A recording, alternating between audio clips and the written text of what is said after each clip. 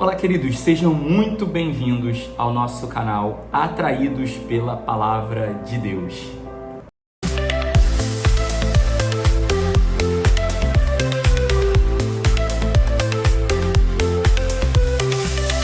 Olá, querido, só um aviso rápido para você que está chegando aqui no canal, talvez pela primeira vez, ou que já está assistindo os nossos vídeos. Se você ainda não é inscrito, faz a sua inscrição clicando no botão aqui embaixo, se inscrevendo no nosso canal. Também ativa o sininho para você receber a notificação de quando a gente postar novos vídeos e deixa a sua curtida no final desse vídeo para que possa ajudar a nossa evangelização. Deus abençoe e agora vamos para a partilha que é melhor, né?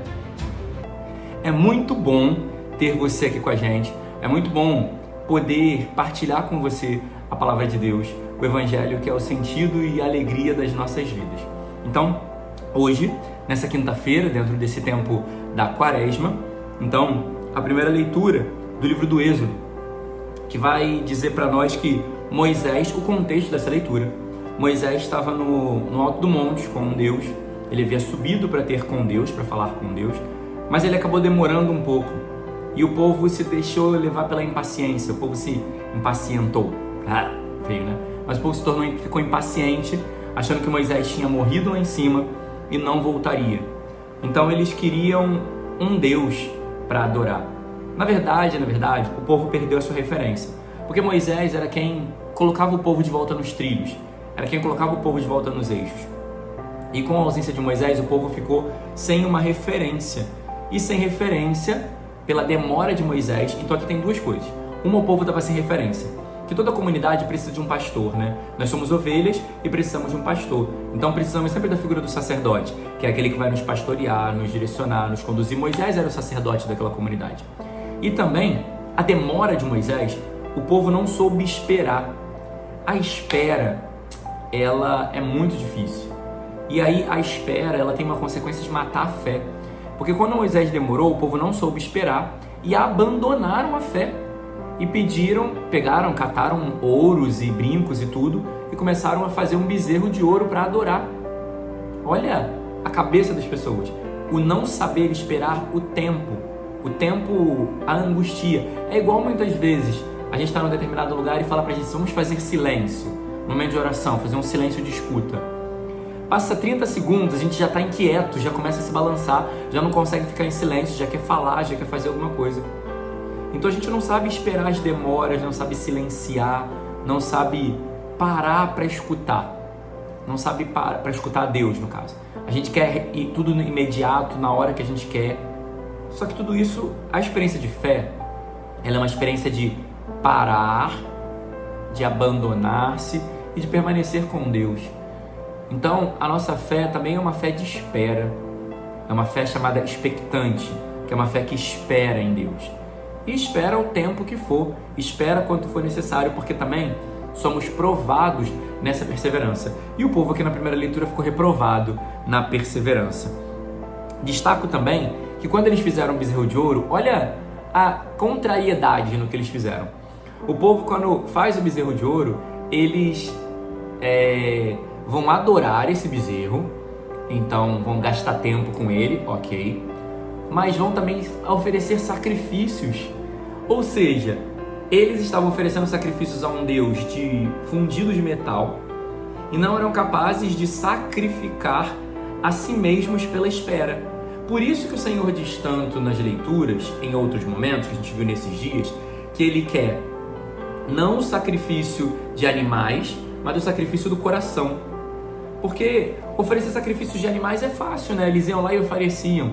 Mas e o sacrifício do coração, na mortificação da espera, na mortificação do silêncio, na mortificação da entrega, na mortificação da própria vontade? Então, isso é muito contraditório, né? Aqui também tem uma expressão que Deus vai dizer para Moisés que aquele povo é um povo de cabeça dura. A expressão cabeça dura, na verdade, ela vem de cerviz dura. Cerviz é cervical, né? É pescoço. Então é um povo que tem o pescoço duro. O que acontece quando você acorda com torcicolo? Você não consegue mover o pescoço. Então essa expressão na Sagrada Escritura, ela vai manifestar um povo que não consegue virar o pescoço para olhar para trás. E o que significa não olhar para trás? Que não consegue fazer memória das graças de Deus. ser cabeça dura é não conseguir lembrar daquilo que Deus já fez. É ser ingrato com o que Deus já fez, entendeu? Deus já fez tanto na nossa vida. Deus fez tanto na vida daquele povo. Mas eles não foram capazes de reconhecer a grandeza de Deus e abandonaram Deus para servirem a outros deuses, para se fazer sacrifício para outros deuses. Então que nós não sejamos essas pessoas de cabeça dura, mas sempre possamos fazer memória das maravilhas de Deus. Sempre possamos olhar para trás e recordar: Deus já fez, vai continuar fazendo e ainda fará muito mais na minha vida.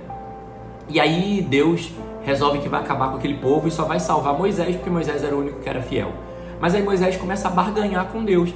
Não, Senhor, não faz isso, porque não se inflame de cólera, você não pode fazer isso. E aí Moisés apela para Abraão, Isaac e Jacó, apela para toda a bondade daquilo que Deus já fez para com aquele povo, para não tratar como exigem as faltas.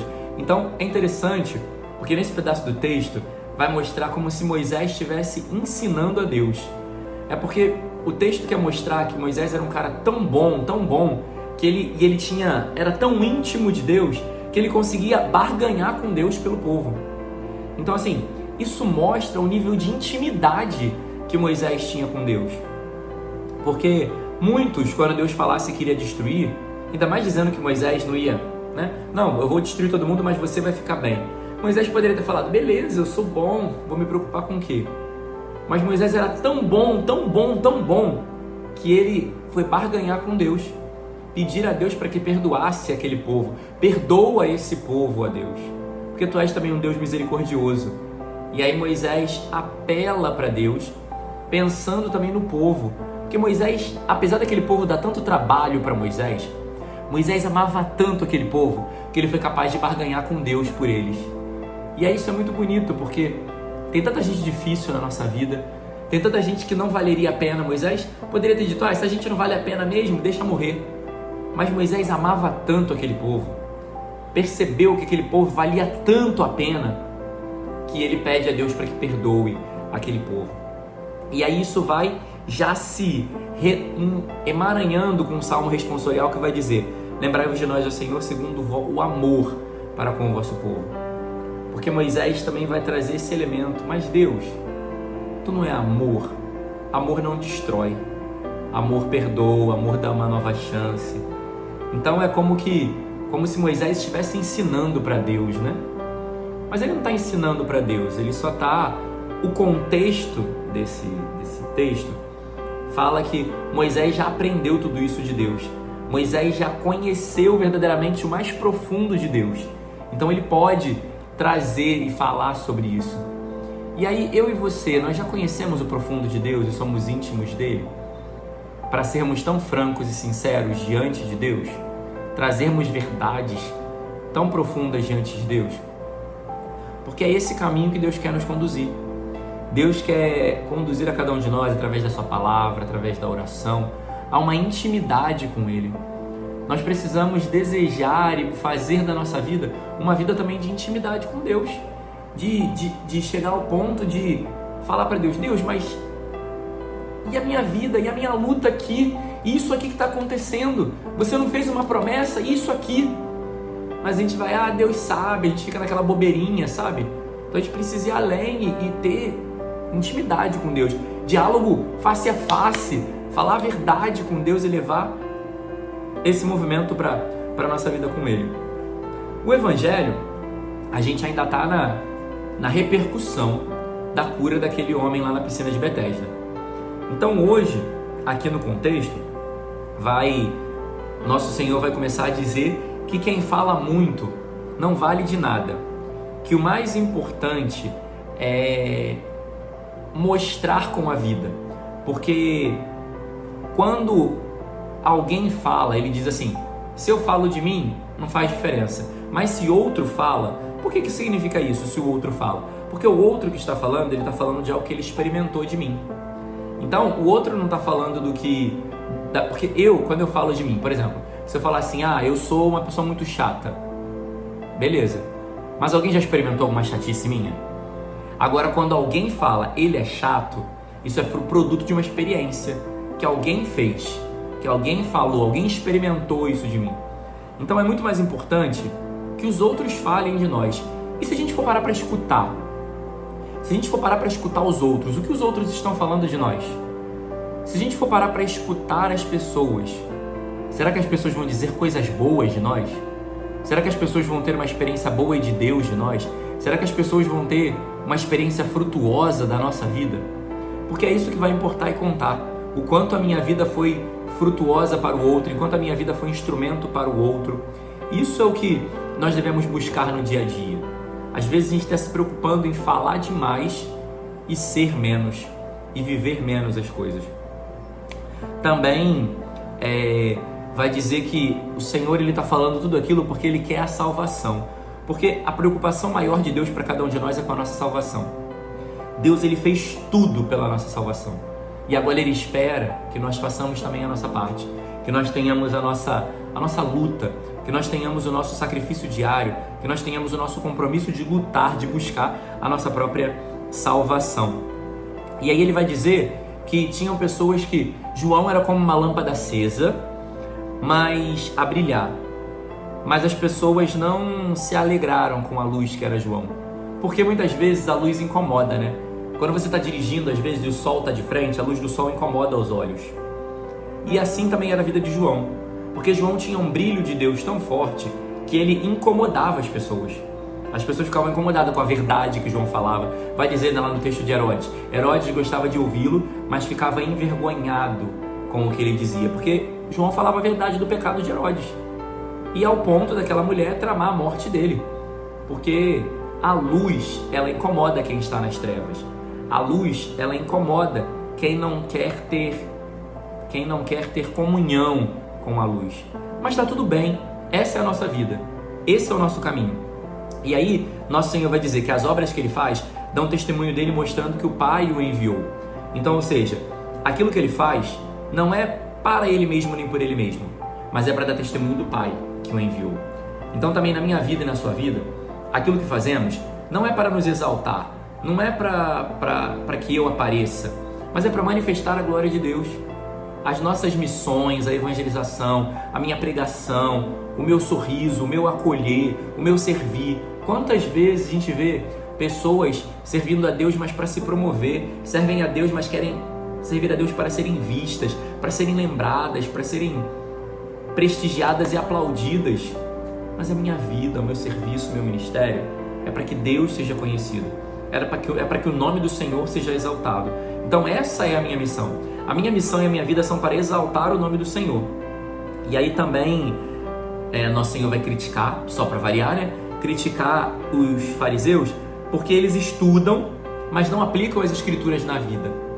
Eles estudam, têm muito conhecimento, mas o conhecimento que eles têm não se traduz em atitudes, não se traduz em gesto concreto na vida.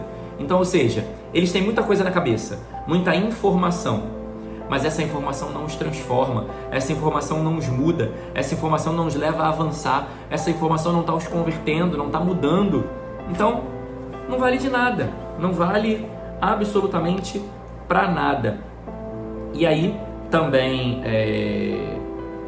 ele diz, eu sei que não tendes o amor a Deus. Muito forte isso. Não tendes amor a Deus. Porque quando temos amor verdadeiramente a Deus, nós somos capazes dos sacrifícios diários. Quando nós temos amor verdadeiramente a Deus, nós temos a capacidade de abandonar a nossa vontade. Quando nós temos amor verdadeiro a Deus, o pecado não é uma voz gritante em nós. Ou seja, eu tenho entendido que uma coisa que as pessoas têm falado muito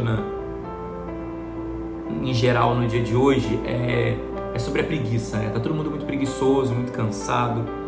Mas, queridos, a preguiça ela é um pecado. E quando eu não amo a Deus o suficiente, a preguiça ganha espaço em mim. Porque tudo se torna desculpa para a preguiça. O cansaço, as dificuldades, as pessoas que não me ajudam. Mas se eu amo a Deus, tudo isso que é contrário ao que eu gostaria, que eu penso, se torna um meio de sacrifício, de mortificação na minha vida. Então eu venço a preguiça pelo amor a Deus. Pelo amor a Deus, eu aprendo a vencer a preguiça. E, por fim, ele vai fechar encerrar falando de Moisés, né? Porque não acreditaram em Moisés, então, mas Moisés falava dele. Moisés preparou o caminho para ele e as pessoas não acreditam. Dizer também que acreditam em Moisés é dizer que eles acreditam na lei, acreditam no que está escrito. Mas aquilo que está escrito é para gerar vida. Aquilo que está escrito é para transformar as minhas ações e não somente saber o que está escrito. Então quando ele diz também, vocês conhecem Moisés e Moisés falava de mim, mas vocês não me entendem, é porque vocês estão presos só na letra.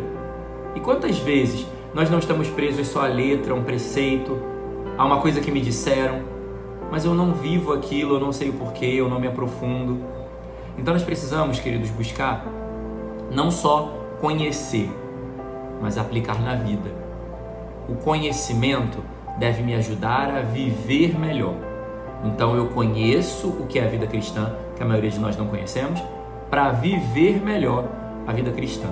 Então que a gente possa trilhar de fato, sabe, esse itinerário de conhecimento e viver a vida cristã. Louvado seja nosso Senhor Jesus Cristo, para sempre seja louvado.